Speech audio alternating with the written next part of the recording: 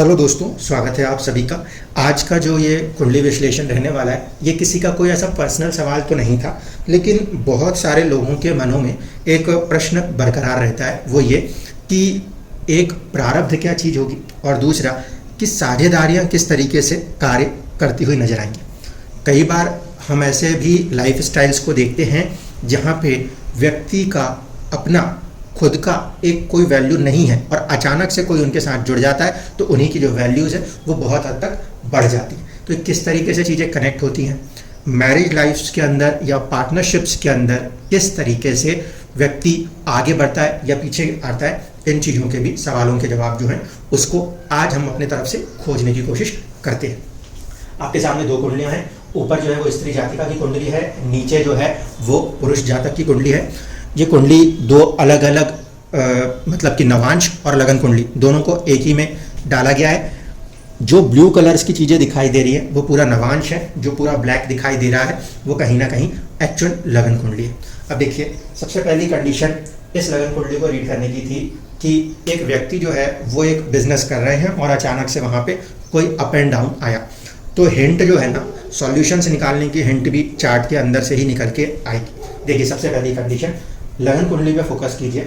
लगन कुंडली कह रही है कि कहीं ना कहीं जो बुध हैं वो 8वें के स्वामी हैं और 11वें के स्वामी हैं। ऐसे स्थिति में उनका 10वें भाव में आके बैठना ये इस बात को दर्शाता है कि जीवन के अंदर कहीं ना कहीं जब 10th हाउस स्टेटस की कोई बात उठ रही है तो वहाँ पे कोई एक अष्टम मतलब अचानक का तत्व या ससुराल पक्ष का तत्व, ठीक है, वो चीज़ आकर काम करने की कोशिश कर रही है, जो स्टेटस को प्रदान करने की कोशिश कर रही है और साथ साथ लाभ जो है, इनकम जो है वो भी वहाँ कहीं से प्रभावित हो रही है।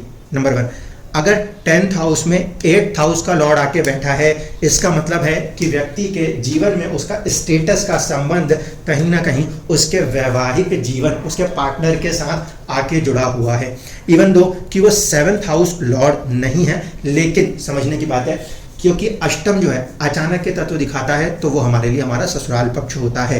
इस बात को ध्यान दीजिएगा, पहली हिंट यहाँ से क्लियर होती है। दूसरी चीज़ कि सूर्य के फैक्टर से देखा जाए तो सप्तमेश शनि और वही छठे के भी स्वामी, कहीं ना कहीं इस फैक्टर को देखें तो सूर्य 5 नंबर राशियों में बैठा हुआ है। ऐसे लोगों की आत्मा ने सिलेक्शन लिया हुआ है कि उनके जो पार्टनर्स होंगे वो पार्टनर्स के साथ थोड़ा सा बनाने में परिस्थिति बहुत अच्छी नहीं बनती। लेकिन दूसरे तरफ से देखिए, कहीं ना कहीं अगर हम देखें आत्मा जिससे विवाह करेगी वो सूर्य से 10th स्टेटस को प्रभावित कर देगा। यानी कि फिर से सेकंड कंडीशन मैच हो रही है कि जैसे ही सूर्य से फैक्टर देख रहे हैं विवाह का, तो वो प्रभाव किस तरफ जाने की कोशिश कर रहा है, वो कोशिश कर रहा है इस कुंडली में स्टेटस की तरफ, 10th हाउस की तरफ, ठीक है। जैसे ही मैरिज होगी वैसे ही एक प्रकार का स्टेटस में कुछ अप एंड डाउन होना चाहिए। सबसे बड़ी चीज़ तो ये थी कि इस पर्टिकुलर लगन कुंडली के अंदर जो थॉट प्रोसेस है वो अनुराधा नक्षत्र के कारण शनिदेव का है। शनिदेव जो है वो इस कुंडली में 4th हाउस लॉर्ड है और 3rd हाउस लॉर्ड है। साहस पराक्रम दिखाना चाहेंगे, प्रॉपर्टियां बनाना चाहेंगे, दिमाग में ये हमेशा रहेगा लंबे समय तक के लिए एक प्रॉपर्टी बनाऊं। शनि का खुद का प्लेसमेंट 7th हाउस में है। ऐसे में कहीं ना कहीं व्यक्ति साझेदारी से बनाने की कोशिश करेगा या कोई व्यापार का वो भाव है तो व्यापार से बनाने की कोशिश करेगा। ये कंडीशन सीधे सीधे फर्स्ट हैंड चार्ट पे नजर आती है। प्रॉपर्टी मेकिंग होगी, शनि का फैक्टर है, किसी भी तरीके की पार्टनरशिप हो जाए या बिजनेस हो जाए उससे वो बनाने की कोशिश करेंगे। लेकिन ये शनि कहीं से भी विदेश को लिंक करता हुआ सा नजर नहीं आ रहा था लगन कुंडली के अंदर, ठीक है। अब यहाँ पे अगर हम इस चार्ट की तरफ पहुंचे जो कि एक तरीके से पार्टनर का चार्ट है, तो पार्टनर के चार्ट को भी थोड़ा सा उसी तरीके से रीड करने की कोशिश करते हैं जिस तरीके से अभी हमने इस चार्ट को रीड करने की कोशिश करी। सबसे पहली कंडीशन, सूर्य से अगर हम देखने की कोशिश करें यानी कि आत्मा के लेवल पे हम देखने की कोशिश करें तो हमें ये समझ में आता है कि कहीं ना कहीं यहाँ जो इधर विवाह हो रहा है गुरु के संरक्षण से, वो गुरु का संरक्षण कहाँ जा रहा है, आत्मा से 12th जा रहा है, आत्मा से 12th जा रहा है। इसका मतलब कि जहाँ पे भी मैरिज होगी वहाँ से पार्टनर को वो कुंडली विदेश ले जाने की कोशिश कर सकती है, पहली चीज़। दूसरी चीज़ कि कोशिश करने के लिए फैक्टर इंडिविजुअल चार्ट के अंदर भी होना चाहिए। इस कुंडली के अंदर जो लगन के अंदर नक्षत्र आ रहा है वो कहीं ना कहीं सूर्य देव का नक्षत्र आ रहा है, उत्तरा फागुनी नक्षत्र कह सकते हैं। यानी कि सूर्य का संबंध इस लगन कुंडली में, वाइफ के लगन कुंडली में 12th को कनेक्ट करता है। मैंने बहुत पहले भी ये बात कही थी, ऐसा नहीं है कि ये कोई नई खोज के साथ बोल रहा हूँ। जब कभी भी फर्स्ट हाउस में आने वाला लगन का नक्षत्र अगर 12 से कनेक्ट है तो वो एक कंडीशन दिखाएगा। तो वाइफ का विदेश में जाने की तरफ एक कनेक्शन समझ में आता है, और वही कॉम्बिनेशन सूर्य से मैरिज के बाद हस्बैंड को ले जाने वाला बनने वाला था। इसीलिए पहली बात यह थी कि प्रारब्ध क्या चीज़ है, तो प्रारब्ध यही चीज़ है। एक व्यक्ति की कुंडली में यह तो लिखा है कि विवाह से उसको एक तरीके से लाभ प्राप्त हो जाएगा, स्टेटस तो प्राप्त हो जाएगा, लेकिन वो खुद वहां तक नहीं जा सकता था जहां पे उसे इस मात्रा में लाभ हो सके जिस मात्रा में लाभ अब बना। तो उसे वहां पे ले जाने वाला जो कैरियर है वो कैरियर अपनी किस्मत भी देगा और अपना बहुत कुछ लगाएगा। अब आ जाइए वाइफ के चार्ट के ऊपर। इस चार्ट का एनालिसिस हमने किया हुआ था, दशा के साथ इंसिडेंट को कनेक्ट कर दूंगा कि ये क्यों प्रारब्ध है। यहाँ पर हम फिर से आए तो यहाँ पे अगर वाइफ के चार्ट के अंदर देखें तो बहुत सारे ग्रह जो हैं जन्म कुंडली में वो नवम भाव में बैठे हुए दिखाई देते हैं। इससे दो चीज़ें क्लियर होती है दोस्तों। पहला कि इसमें बहुत हद तक संभावना है कि जो चंद्र कुंडली है वो बलवान हो जाएगी, क्योंकि चंद्र कुंडली के केंद्र में कहीं ना कहीं एक साथ 3 ग्रह आ जाएंगे। लेकिन लगन कुंडली को भूला नहीं जा सकता। लगन कुंडली के अंदर फॉर्मेशन क्या है, राहु केतु और सूर्य 3 ग्रहों की यहाँ भी मौजूदगी है। ठीक है, तो अब यहाँ पे इस पर्टिकुलर चार्ट के अंदर इन महिला का अपना एक बहुत प्रबल भाग्य है, जहाँ पे जिस भाव के अंदर 3 से ज़्यादा ग्रह आ जाएं तो आप समझ सकते हो कि वहाँ बहुत कुछ जो है उस पर्टिकुलर हाउस से कनेक्ट हो जाता है। महिला का अपना भाग्य इस पर्टिकुलर चार्ट में अगर देखें तो राहु और केतु के मध्य में सब कुछ फंसा हुआ है, जिसे हम मानते थे काल सर्प दोष। क्यों? क्योंकि राहु से केतु के बीच में सब कुछ फंसा है, केतु से बाहर कुछ भी नहीं है। ठीक, इस लिहाज से जीवन के अंदर एक स्थिति तक सब कुछ प्राप्त होना है, सब कुछ प्राप्त होना है इस पर्टिकुलर चार्ट से। अब दूसरी कंडीशन देखें, इस कुंडली के इस 9th हाउस को देखिए। इस 9th हाउस के अंदर 2 प्रकार के योग दिखाई दे रहे हैं। ठीक है, पहला योग ये बनता है कि इस कुंडली में 4th and 7th house Lord, इसका संबंध भाग्येश के साथ है। ठीक है, विवाह और सुख संपत्ति का संबंध भाग्येश के साथ है, पहली कंडीशन। दूसरी कंडीशन, इस कुंडली के अंदर लाभ भाव के स्वामी का संबंध भाग्य भाव के स्वामी के साथ प्रबलता से बना है, इसलिए भी एक संभावना बहुत प्रबल है कि यहाँ पे भाग्य हमेशा ही सपोर्टिंग होना चाहिए था। तीसरी चीज देखिए प्रॉब्लम कैसे है। प्रॉब्लम यह है कि यहाँ पे मंगल जो है, जो कि अष्टमेश और तीसरे का स्वामी है, परिवर्तन का स्वामी है और कहीं ना कहीं साहस का स्वामी है, वो भी भाग्य में आके बैठ गया। अब योग रीड करने जाएं तो बड़ी चुनौती हो जाएगी। पहली कंडीशन, शुक्र गुरु का कॉम्बिनेशन जो है ये राजयोग बनेगा, क्योंकि ये केंद्र त्रिकोण का संबंध बनेगा, पॉइंट नंबर 1।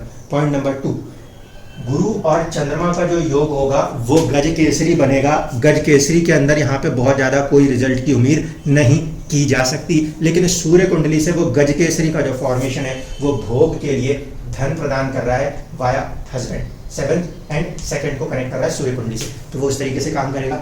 तीसरा, गुरु मंगल का योग जो बनेगा वो साहस को दर्शाता है, धर्म के प्रति आगे बढ़ाने की बातों को दर्शाता है, लेकिन ये प्रॉब्लमेटिक हो जाएगा क्योंकि अष्टमेश के साथ ये योग बन रहा है। ठीक है, तो पहली कंडीशन में मंगल का यहाँ पे योग के अंदर आना चुनौती देता है, जो कि प्रॉब्लमेटिक है। दूसरे तरफ से देखें तो चंद्र कुंडली के लिहाज से यह विपरीत राजयोग की स्थिति बनती है। विपरीत राजयोग क्यों बनती है? वृषभ लगन की कुंडली में शुक्र जो होते हैं 6ठे भाव के स्वामी होते हैं, तो उनका संबंध अष्टम भाव के स्वामी के साथ हो रहा है और फिर 12th हाउस लॉर्ड के साथ भी हो रहा है। इसीलिए इस कुंडली को अगर चंद्र कुंडली के रूप में देखेंगे तो ऐसे स्थिति में 3 ग्रह शुक्र, गुरु और मंगल, जो कि कहीं ना कहीं विपरीत राजयोग की स्थितियों में बनाने की कोशिश करेंगे, वो जाके एक साथ बैठे हुए हैं। इसलिए चार्ट मिक्स नेचर का माना जाएगा। ठीक, अब देखिए जिस दिन वो इंसिडेंट हुआ है उस दिन के इंसिडेंट को लगन कुंडली के साथ नवांश से मैच कर दीजिए, बिल्कुल इंसिडेंट क्लियर दिखाई देगा। बट इससे पहले एक बात समझ लीजिए, कहीं ना कहीं लाइफ में 2 लोग अगर एक साथ जुड़े हुए हैं तो जो भी प्रभाव पड़ेगा वो दोनों पे महसूस होगा। इस बात को क्लियरली समझिएगा, क्योंकि कहीं ना कहीं ऐसा नहीं हो सकता कि एक व्यक्ति के ऊपर असर पड़ रहा हो तो उसका दूसरे पे असर ना पड़े। इसलिए चीजें आपस में कनेक्ट होंगी। अगर इनकी किस्मत से ये चल रहे हैं तो इसका मतलब है कि उस समय पर इनकी किस्मत के अंदर हिट पड़ा हुआ है और साथ ही साथ दशा में दूसरे पार्टनर के अंदर उसकी दशा भी प्रॉब्लमेटिक होगी। दोनों में इंडिविजुअली वो जो टाइमिंग है ना वो मैच होती है, इसलिए बोल रहा हूँ यहाँ पे अब टाइमिंग का मैच होगा। ये बात को ऐसे समझिए, अगर संतान उत्पत्ति हो रही है तो क्या सिर्फ महिला को होगी? फादर, पिता, पुरुष, उसको नहीं होगी। यानी कि चार्ट के अंदर जब कोई इवेंट होंगी म्यूचुअली तो दोनों में होंगी, एक में नहीं हो सकती। ठीक है। अगर किसी एक के फैक्टर में कोई चीज हो रही है तो वो दूसरे के फैक्टर पे भी जब उस टाइम पर मैच हो जाएगी तब वो इंसिडेंट किसी ना किसी रूप में इवेंट बन जाता है। ठीक है, यहाँ पे क्या हो रहा था, इस पर्टिकुलर में सूर्य कहाँ पर आके बैठे हुए हैं, 10th हाउस में, स्टेटस में। ठीक है, स्वामी स्टेटस के। चंद्रमा भाग्य के स्वामी थे, जो कि लगन कुंडली में कहाँ बैठे थे, अष्टम में बैठे थे। ठीक है, तीसरा गुरु, गुरु जो है वो इस कुंडली के अंदर 2nd हाउस सेविंग्स के स्वामी थे, 5th हाउस बुद्धि के स्वामी थे। ठीक है, और वो बैठे थे कहाँ पर, लगन के अंदर, स्टेटस के अंदर बैठे हुए थे। और बुध क्योंकि इस पर्टिकुलर कुंडली में अष्टमेश भी थे और लाभेश भी थे, तो अचानक का तत्व भी रखते थे और कहीं ना कहीं इनकम्स का तत्व रखते थे। आगे के जो फैक्टर आए वो मंगल, राहु, गुरु और इसमें आ गए। अब इसको प्रारब्ध से पीछे पलट के देखता हूँ। नवांश कुंडली को मैंने इसी लगन पे बना दिया। सूर्य जो कि 10th हाउस लॉर्ड है, जब उनकी दशा चलेगी तो प्रभाव किस पे आ जाएगा, सीधे सीधे स्टेटस पे आएगा, तो कि ये प्रभाव नवांश में स्टेटस को दिखाता है।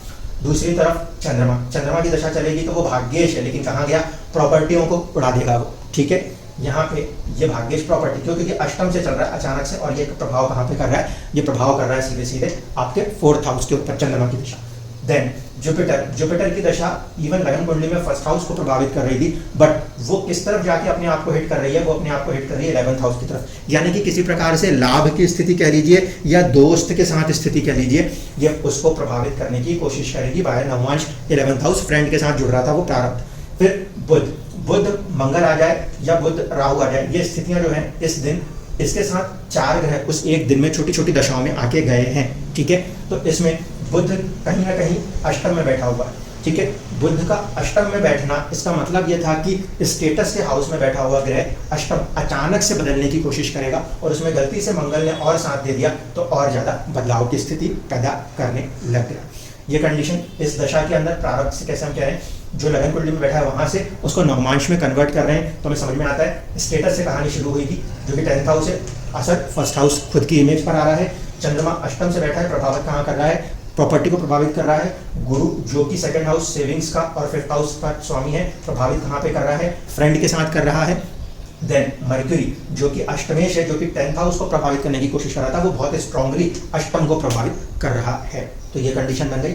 अब स्टार्ट में दूसरी बात, प्रॉपर्टी का लॉस क्यों होता, वो प्रारब्ध क्यों था, क्योंकि शनि यहाँ पर जो बन रहे हैं इस कुंडली में, एक्चुअल में वो बन रहे हैं आपके 4th हाउस लॉर्ड, और 4th हाउस लॉर्ड बन के उनका यहाँ पे जाना, नीच राशि स्थिति नवांश में किसी ग्रह का ले लेना उसे अच्छा नहीं बोला गया है कभी भी।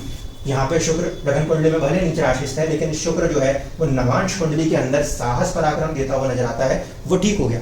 लेकिन यहाँ पर जो शनि है इस कुंडली के अंदर, जो कि वृषभ राशि में दिखाई देता है, उसका जो प्रभाव है नवांश प्रभाव, वो कहाँ पे जा रहा है, वो चला जा रहा है कहीं ना कहीं नीच राशि अवस्था। ऐसे स्थिति में वो चीज हमारे लिए प्रॉब्लमेटिक बन गई। ठीक, अब आ जाइए, जब ये दशा यहाँ पे चली, सेम उसी डेट पे ये दशा यहाँ पे चली। पहली कंडीशन, गुरु इस कुंडली में बाधकेश होगा, क्योंकि 6 नंबर की कुंडली है, 7वें में 7th हाउस जो होता है वहां पे बाधक स्थान हो जाता है। यहाँ पे केतु की मौजूदगी उसको प्रबल बाधकेश बना देगी। पॉइंट नंबर 1, जब कभी भी लगन जो है वो द्विस्वभाव होते हैं तो सप्तम भाव बाधकेश होता है, अड़चने दिखाता है, और अगर सप्तम भाव में कोई ग्रह बैठ गया तो प्रबल बाधकेश बन जाएगा। तो यहाँ पे गुरु जो है वो एक प्रकार से बाधकेश स्थिति को दर्शाता है, तो पहली कंडीशन। दूसरा, चंद्र कुंडली से गुरु अष्टम का स्वामी था, अचानक से मन में परिवर्तनों की स्थितियां दिखाई दे जाती। बुध को लेके आए, बुध जो है वो इस लगन कुंडली में क्या है, 1st हाउस लॉर्ड है। ठीक है, 1st हाउस लॉर्ड होने के साथ साथ उस मर्क्यूरी की प्लेसमेंट कहाँ है, अर्निंग्स, इनकम्स 11th हाउस की तरफ है। ठीक, तीसरी चीज, फिर से दशा में गुरु आए, गुरु फिर से कहने की जरूरत नहीं, बाधकेश है। फिर केतु आए, केतु जो है वो गुरु की तरह ही फल करते हुए नजर आएंगे, क्योंकि उसकी राशि में बैठे हैं, नक्षत्र संबंध उसका कहीं ना कहीं बुध के साथ है, तो एक संबंध उसका जो है वो कहीं ना कहीं 7th हाउस से है, और कुछ प्रभाव वो स्टेटस और खुद की हेल्थ पे कर देगा। अगला जो स्तर था वो मंगल का था। ठीक है, अब प्रारब्ध के अंदर इसको स्टडी करने की कोशिश करी, नवांश में ये फल कहाँ के करेंगे, तो नवांश में देखिए कि गुरु का जो फल है वो इस कुंडली में भले 7th लॉर्ड है, 4th लॉर्ड है, प्रॉपर्टी एंड मैरिज का लॉर्ड है, लेकिन जब उसकी दशा चल रही है भाग्य में बैठ के ये अपने आप को मंगल से कनेक्ट कर रहा है नक्षत्र के द्वारा, मृगशिरा नक्षत्र, जिसके कारण इसमें साहस और परिवर्तन दोनों पड़ गए। पहली कंडीशन। दूसरी कंडीशन कि नवांश के लिहाज से ये गुरु की प्लेसमेंट 1st हाउस में होने की वजह से स्टेटस की तरफ कहीं ना कहीं प्रभाव आया। देखिए, सूर्य यहाँ बैठ के स्टेटस को कर रहा था, तो जातिका के में भी गुरु वहाँ बैठ के स्टेटस को ही कर रहा था, आया कॉमन लिंक। यहाँ पे अगर इस दशा में कोई प्रभाव होगा तो वहाँ उस दशा में इक्विवेलेंट प्रभाव होगा। Number 2, mercury. यहाँ अर्निंग्स के भाव में बैठा हुआ था, प्रभावित किसे कर रहा था? सेकंड हाउस को प्रभावित कर रहा था। सेकंड हाउस यानी सेविंग्स को प्रभावित कर रहा था उस जगह पे, ठीक है। प्रॉपर्टी का स्वामी होके चल रहा था। जहां पर इस कंडी में क्या हुआ, स्वामी प्रॉपर्टी का नहीं आया, लेकिन प्रॉपर्टी को हिट किया है सेकंड लेवल पे। यहाँ पे दशा का स्वामी जो है वो कनेक्ट है, यहाँ पर डायरेक्ट हिट आ रहा है। मर्क्यूरी यहाँ पे क्या हो रहा है, मर्क्यूरी यहाँ पे स्टेटस एंड फर्स्ट का प्रभाव ले रहा है और किसको हिट कर रहा है? सेकंड हाउस को। सेकंड हाउस इज अ कुटुंब, ठीक है। Second house is a savings, उसको कहीं ना कहीं किसी रूप में प्रभावित कर रहा था। गुरु अगेन फिर कहने की जरूरत नहीं, सीधे सीधे स्टेटस को प्रभावित कर रहा था। अब निचले स्तर की दशा देखिए, क्योंकि उस दिन में ये कॉमन फैक्टर्स बनते हैं। तो केतु जो है वो केतु और मंगल कहीं ना कहीं छठे भाव का संघर्ष का प्रभाव दिखा रहे थे प्रारंभ से। इसलिए उस पर्टिकुलर डेट पे जिस दिन ये इवेंट कनेक्ट हुई है, एक के जीवन के अंदर ये परिस्थिति बन रही थी आखिरी के 2 स्तरों पे, और एक के अंदर ये परिस्थिति बन रही थी आखिरी के 2 स्तरों पे। इस तरीके से हम कह सकते हैं कि चीज़ें जो हैं वो आपस में कनेक्ट होती हैं और कहीं ना कहीं वो प्रभाव होता है। जो व्यक्ति अपना भाग्य दे रहा था वहां पे चुनौती खड़ी इस समय हुई पड़ी है कि गुरु की महादशा में केतु की अंतरदशा चल रही है। जब तक ये प्रभाव चल रहा है तो हमें दिखाई देता है वैवाहिक जीवन साझेदारी के ऊपर कोई ना कोई प्रभाव चल रहा है। इसीलिए जब तक यहाँ से ये प्रभाव नहीं हट जाएगा तब तक इस व्यक्ति के साथ कहीं ना कहीं, क्योंकि किस्मत यहाँ से आ रही है, तो जब तक इनका ये वाला प्रभाव इनको थोड़ा सा रिलीफ नहीं करेगा तब तक यहाँ पर भी किसी तरीके से सेकेंडरी रिलीफ की उम्मीद अभी नहीं की जा सकती। ऑलमोस्ट साल भर तक जो है ये केतु की दशा प्रभाव रहने वाला है। वो प्रभाव जब जीवन के अंदर हटेगा तब जाके चीज होगी। अब ये प्रभाव किस स्तर पे आ रहा है तो मैं बता दूं, ये सेकंड स्टेज पे आ रहा है। बुध पार हो चुका है, केतु जो है वो जनवरी से लगा हुआ है, जो कि दिसंबर तक कार्य करेगा। इसीलिए जो ये पूरा 2023 का साल है वो जिस जातिका के लिए कहीं ना कहीं अपने मैरिज लाइफ पार्टनर के ऊपर ही बहुत ज़्यादा केंद्रित करने की स्थिति दर्शाता है, जिसकी वजह से इस साल के अंदर इनको खुद यहाँ पे फंसे रहने की स्थिति है और वो चीज़ आपको यहाँ पे साथ ही साथ भोगनी पड़ेगी। जब अगला स्टेज क्रिएट होगा तो फिर शुक्र आ जाएगा। शुक्र आने पर नेचुरली यहाँ पे ग्रोथ आएगा। जब इस जातिका की ग्रोथ होनी है, आपके द्वारा होनी है, तब इनकी ग्रोथ होने पर ही आप अपनी ग्रोथ करेंगे। इस तरीके से कहीं ना कहीं जिंदगी के अंदर कोई ना कोई चीज़ें आपस में लिंक होती हैं। जब वो कनेक्ट होते हैं तो उनको उस तरीके से एक प्रकार से ग्रोथ मिलती है। यहाँ भी देख सकते हैं भाग्य का स्वामी अष्टम में बैठा था, यानी कि ससुराल पक्ष होगा या वैवाहिक सुख जहाँ पे बनेगा वहाँ से होगा। इस कुंडली के अंदर जो ये स्वामी है शुक्रदेव, उन शुक्रदेव की जो प्लेसमेंट है वो स्ट्रांगली भाग्य के भाग्य में ही है और नवांश में भी वहीं के वहीं बैठे हुए। इसलिए ये इंडिपेंडेंट भाग्य है, ये इंडिपेंडेंट भाग्य है, ये डिपेंडेंट भाग्य है, ठीक है। बट कर्मा के फैक्टर पे ये जो केतु का कर्मा है गुरु के साथ कनेक्ट होके ये इनको भोगना पड़ेगा। तो ये चीज़ें यहाँ पर हैं। जब आगे जाके शुक्र का प्रभाव आएगा तो फिर इनका भाग्य फुल हैंड सपोर्ट करने शुरू होगा, तब जाके सेकंड चार्ट को नेचुरल सपोर्ट आना शुरू हो जाएगा। ये आज का विश्लेषण, और ऐसे और भी कुछ प्रश्न आप लोगों के हैं तो उनको भी आप लोग कमेंट्स में लिख सकते हैं। धन्यवाद।